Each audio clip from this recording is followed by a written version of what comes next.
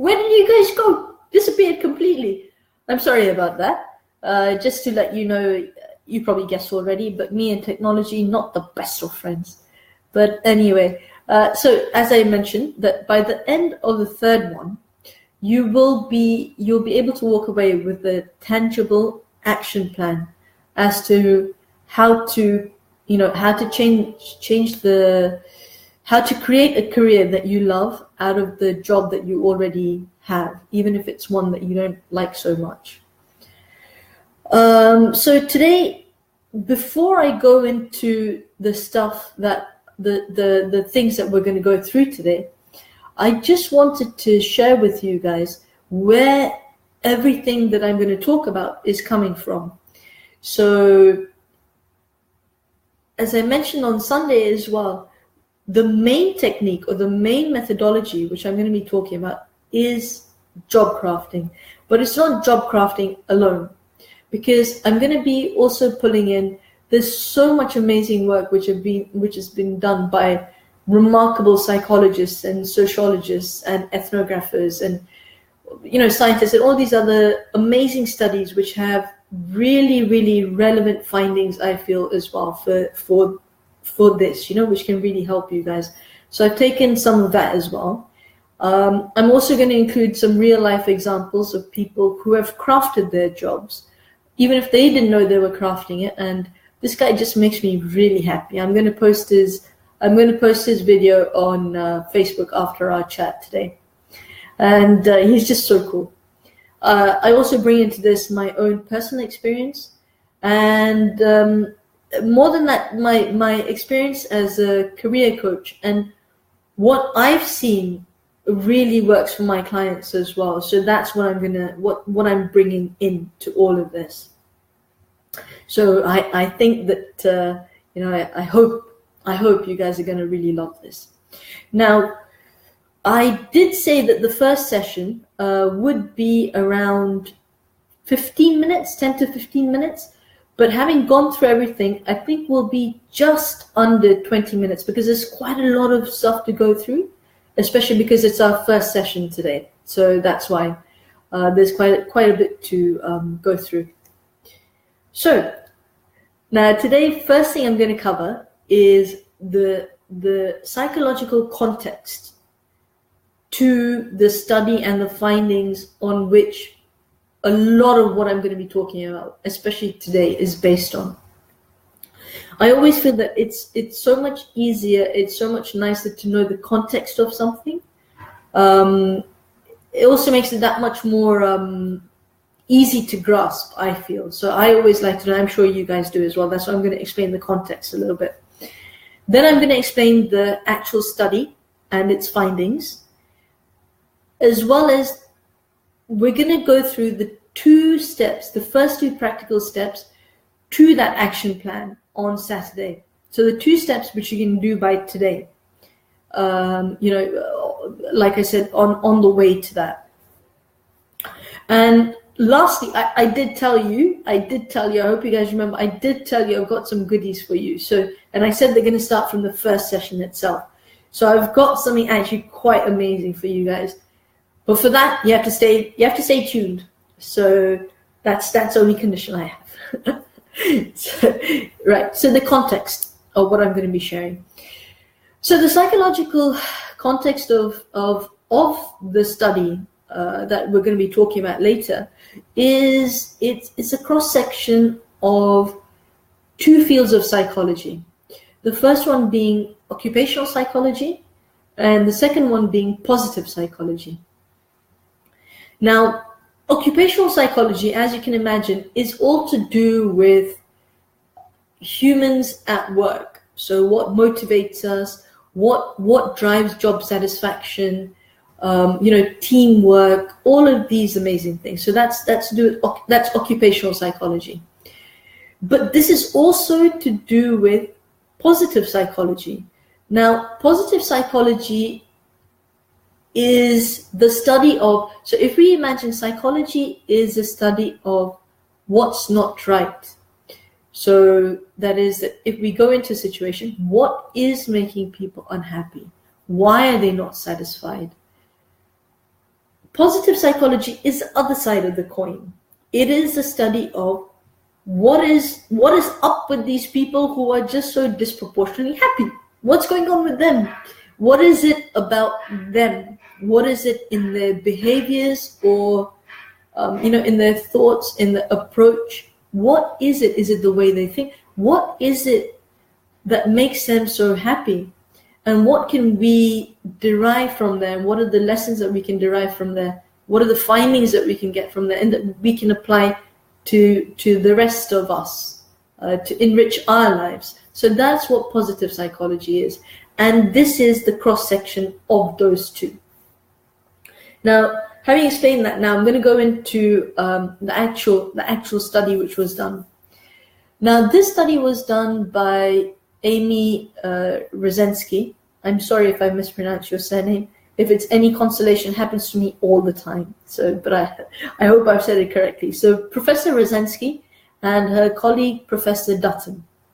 And so they went into the University of Michigan hospital, and they did a study to do with the cleaners, the cleaning staff working at that particular hospital on a particular ward. Now, all of the cleaners were from the same shift. They were from, they were doing identical things. There was nothing that they were, doing differently. So they went in and asked the same questions to all of them. What became apparent quite quickly was that there were two polarized groups.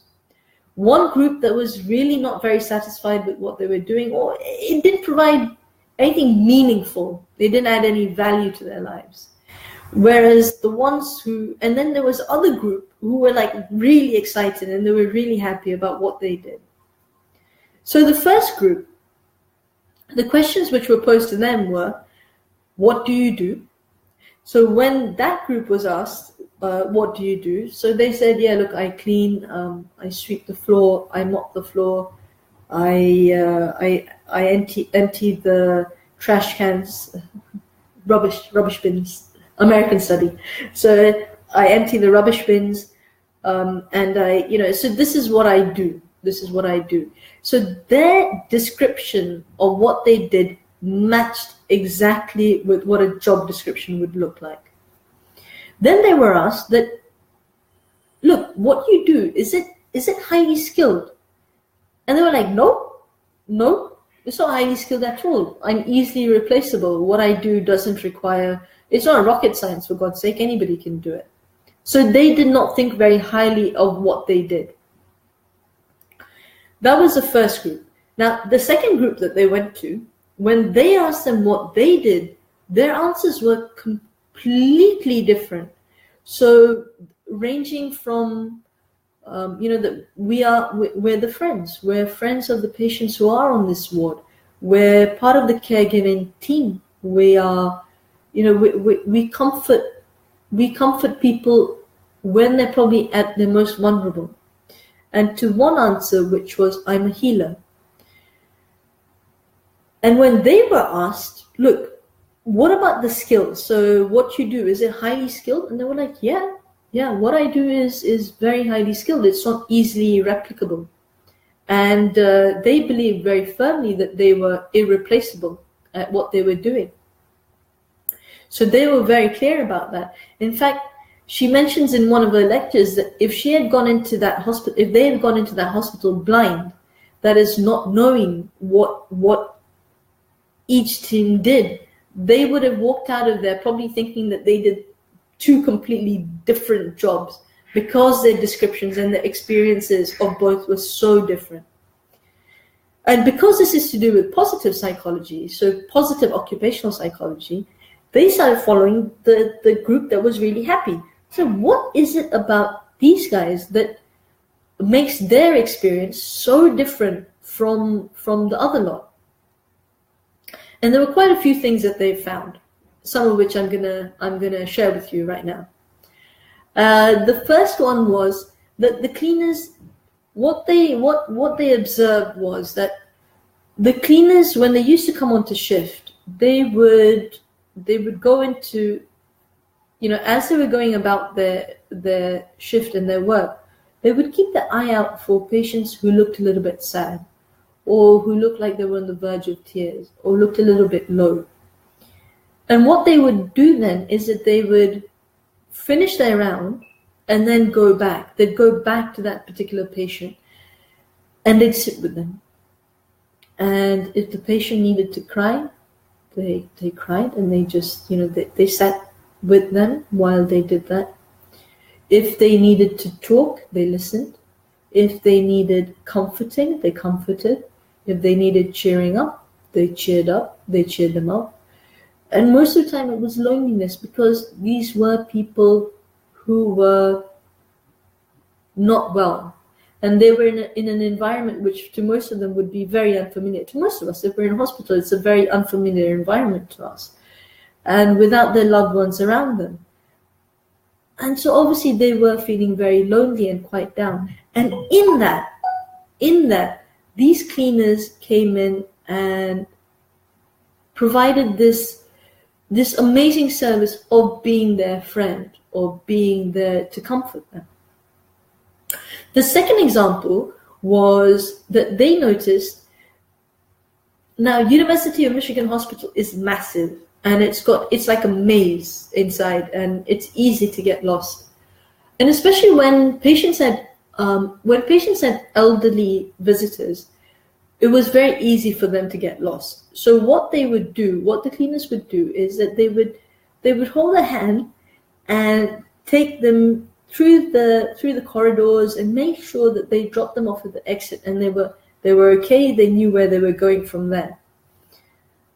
Can you imagine the effect that has on the elderly patient? On the elderly visitor, on the patient that they've come to see, and on themselves, because they can clearly see that the value that they're adding, they're playing a very positive role in this particular situation. So you can imagine how much value it adds to them by doing that. Now the third example, and the last example that I'm going to share with you, is of this amazing lady who was also a cleaner on that particular ward. And one day, Amy walked into a patient's room, and she thought, look, there's something that's different about this room, but she couldn't quite put her finger on it until she thought, and she said, yeah, I know what it is. The paintings have been swapped. The ones that were on that wall are now there, and those ones have gone there. And she looked at the rosters to see who was on shift when that happened. And she spoke to the cleaner. She asked her, so she said, did you do this? And she said, yeah, I did it. And she asked her, why? Why did you do that? And she said, I thought that, just by keeping the environment fresh and by changing things, even though the patient is in coma, maybe something somewhere about this environment will rouse them to come out of their coma.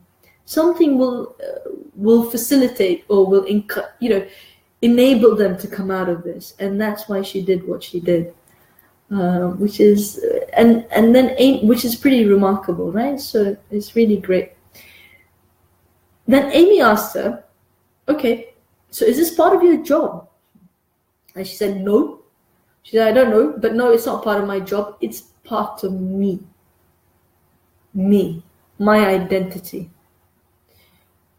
So the findings that came out of this study were primarily for us to be happy as humans at the job that we do. It needs to be meaningful to us. We need to, let me explain it through another example as well.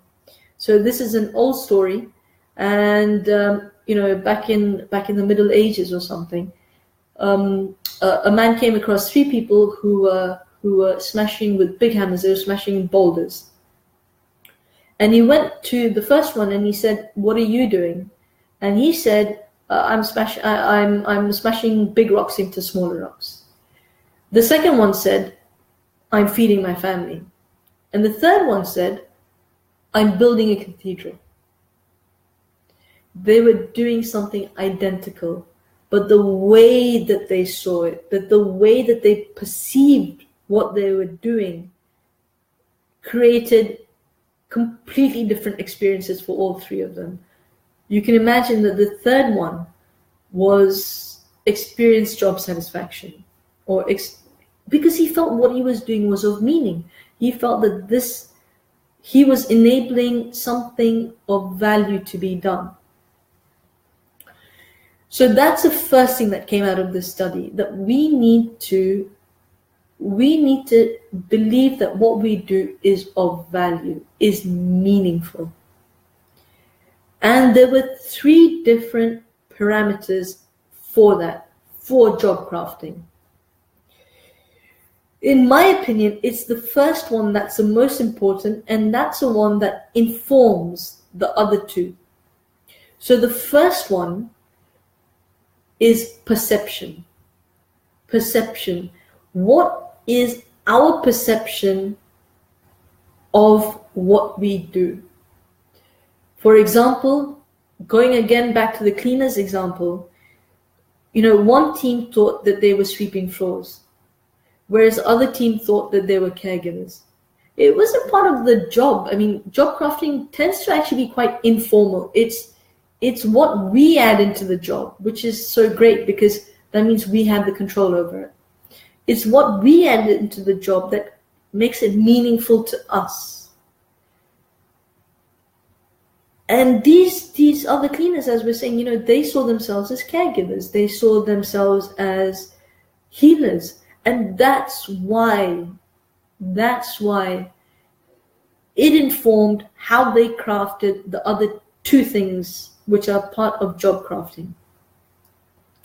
So the second part of job crafting is relational. Who do we do our job with? Who do we come across as we do our job? So in the cleaners, the first team, they stuck to the job description. So they didn't really have any conversations of meaning with anybody, and they just went around their job and they did it and they went home. Whereas these guys, the other guys, they changed the boundary of what they did with the patients. If the first team would go into a room, clean it, come back out, the second team went in, interacted with the patients, and then came back out. And that was what added that immense value to them, what made it so meaningful to them, and what made it possible for them to be healers and comforters. So they changed who they did their job with. So relational job crafting is to do with who we do it with and how do we relate to them. And the last part of job crafting is to do with tasks. Again, following through. Because the second team saw themselves as healers, or they saw themselves as comforters, it affected who they spoke to, how they spoke to them, what their interactions with them were, but it fundamentally changed what they did.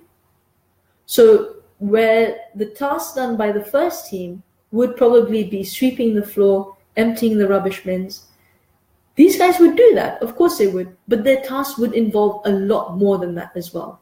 Or they would emphasize the task that they really enjoyed doing, that provided meaning to them.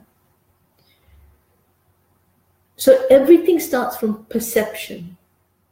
How do we perceive what we're doing?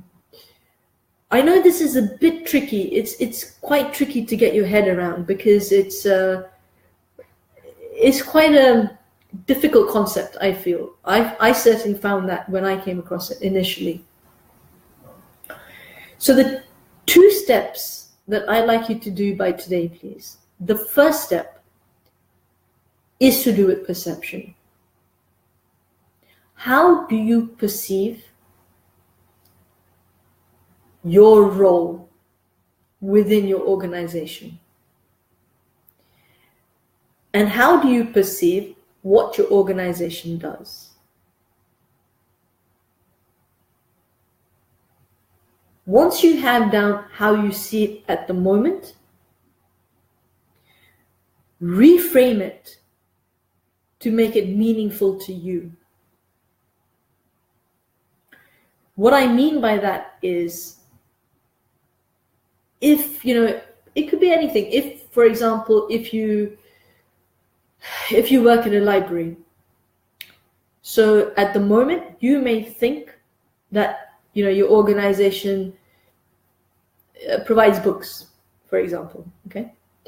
And you may feel that your role within that is that to make sure all the books are in chronological order or alphabetical order, make sure everything is neat and tidy.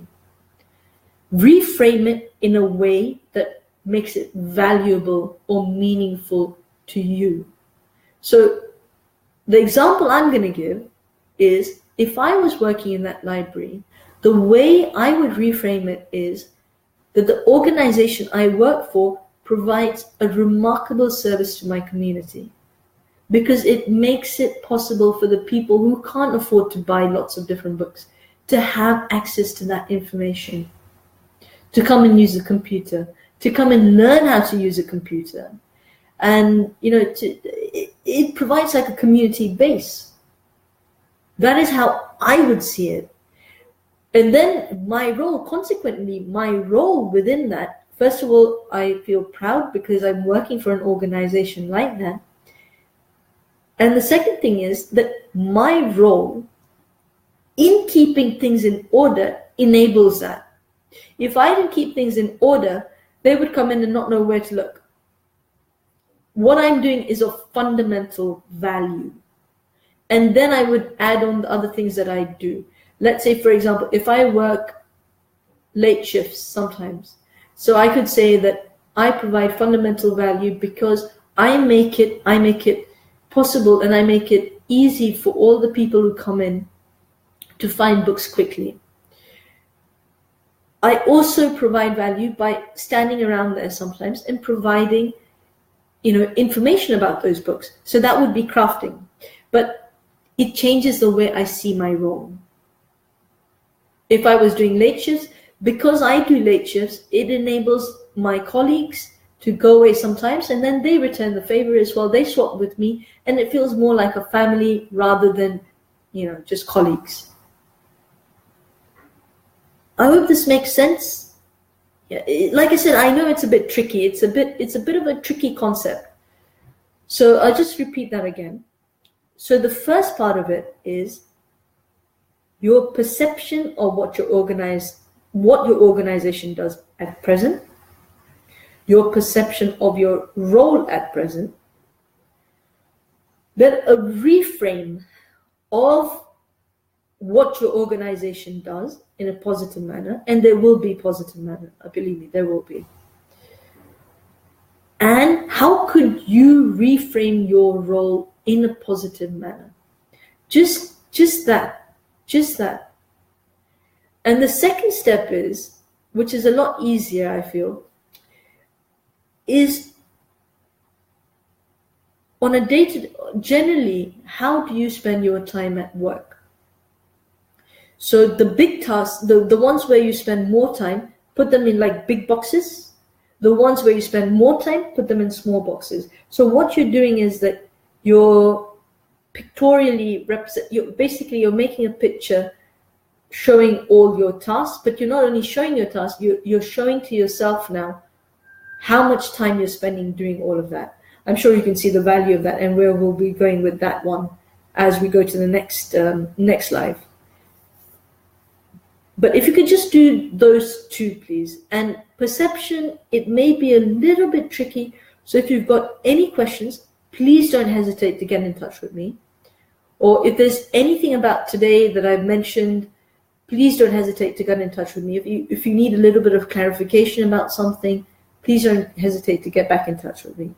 And my freebie of the day, my goodie of the day. And it's really close to the beginning of the year as well. So a very good friend of mine who's a qualified health and wellness coach, Jeanette Hampshire, is taking on 10 complimentary clients for 6 sessions, but it's the first 10 only. So please do get in touch with her. I'm going to post her details on my Facebook page, her email address, her Facebook page is AbFab, and she really is very good. I'm going to post the details on my Facebook page as well, but it's the first 10 only. She's told me this because I told her I was doing this, and she said, look, I want to do something as well. I want to contribute in some way. So she said, I can do this. I know how to help people with health and wellness, which is kind of part of what I do. So she said that I'd like to really do this. I said, thank you so much for doing that. But it is the first 10 only. So please get in touch with her as soon as possible. And thank you very much for tuning in. The next live will be on Thursday at 1 o'clock. It will be a lot shorter. I know it's gone on a lot over because it was quite difficult concepts, but the next one will be a lot shorter. It will be on that 15-minute mark. So thank you. Take care. Any questions? Get in touch with me. Thank you. Bye-bye.